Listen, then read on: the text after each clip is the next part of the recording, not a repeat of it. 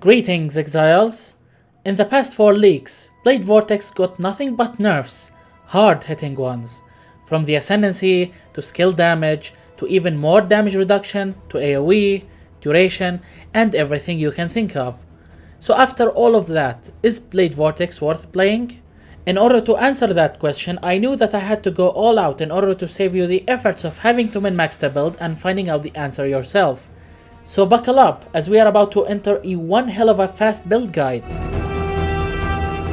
So as a start, since Build Vortex's duration is too low, you will have to choose between one of 2 options.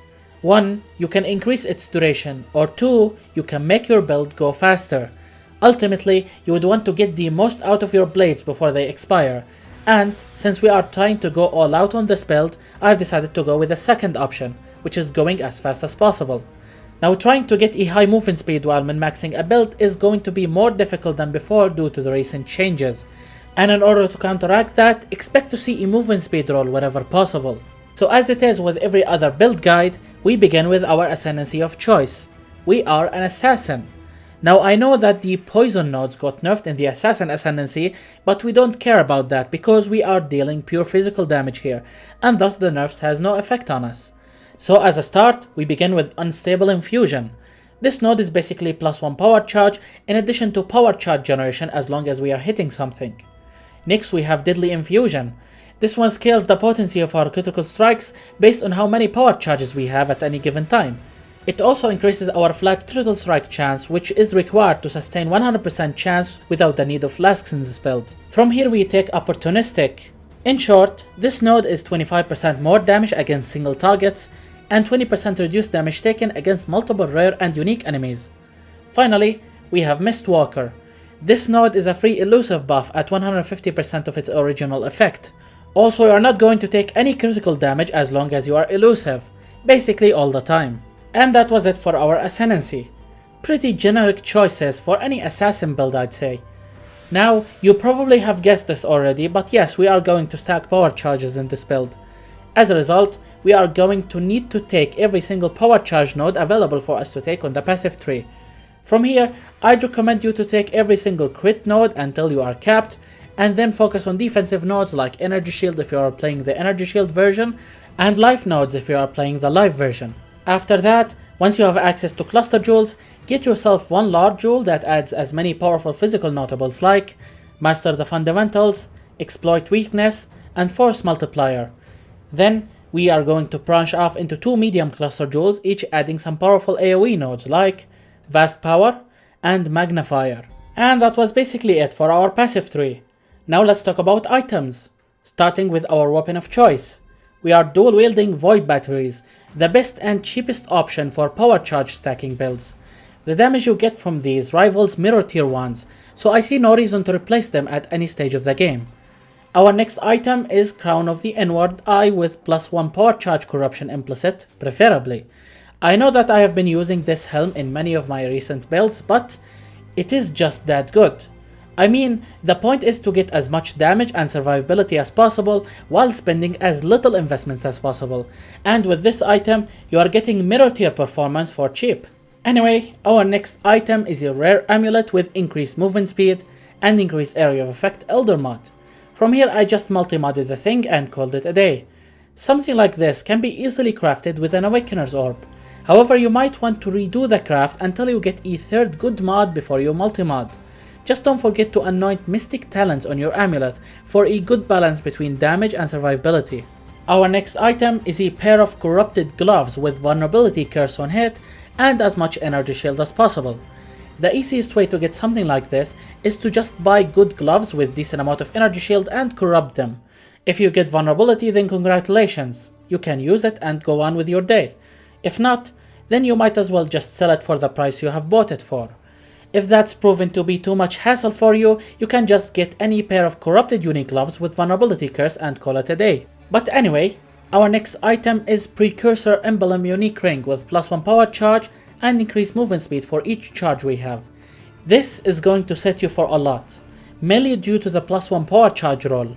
Luckily, it isn't required as you can just get the same ring without this roll and save yourself lots of currency. You just need the increased movement speed per charge mod and preferably something like increased maximum energy shield with it. Now our next item is a belt with lots of basic stats like attributes and energy shield. Here we also have 10% increased movement speed during any flask effect. If you didn't get it already, this is the energy shield equivalent of Headhunter. Headhunter would ultimately be better for a build like this one, however I don't like using that item for obvious reasons. Anyway, our next item is a pair of boots with tier 1 movement speed, tailwind, and as much energy shield and resistances as possible. Generally speaking, it will be hard to get tailwind alongside tier 1 movement speed roll, so you might have to compromise by getting a lower tier movement speed roll or just forgetting about defensive stats altogether. Just don't forget to enchant your boots for more movement speed once you are done crafting them. Our last item is a rare explodey chest with as much energy shield and resistances as possible. Having additional base crit to spells on this one is going to be important for achieving that 100% crit chance without investing too many passive points on your passive tree. And that was it for our items. Now what about gems that goes inside of them? Our main 6 link contains Build Vortex, Awakened Brutality, Power Charge on Crit, Intensify, Crit Damage Support, and Awakened Unleash. Swap this one for Concentrated Effect for bosses. Our next gem setup contains some essential auras like Pride, War Banner, Discipline, and level 4 Enlighten. Our next setup contains Steel Skin, level 3 Empower, Increased Duration Support, and level 1 Arcane Surge.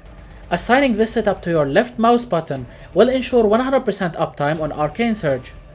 Our last gem setup contains Clarity, Dash, and Second Wind support. There are a few other gems of lesser significance in this build which we are not going to talk about here, but if you want full details, then make sure to check the provided BOB link down in the description. Now with gems out of the way, let's talk about jewels. First and foremost, we have a Watcher's Eye with faster start of energy shield recharge while affected by Discipline, and gain 10% of our maximum mana as extra maximum energy shield while affected by Clarity.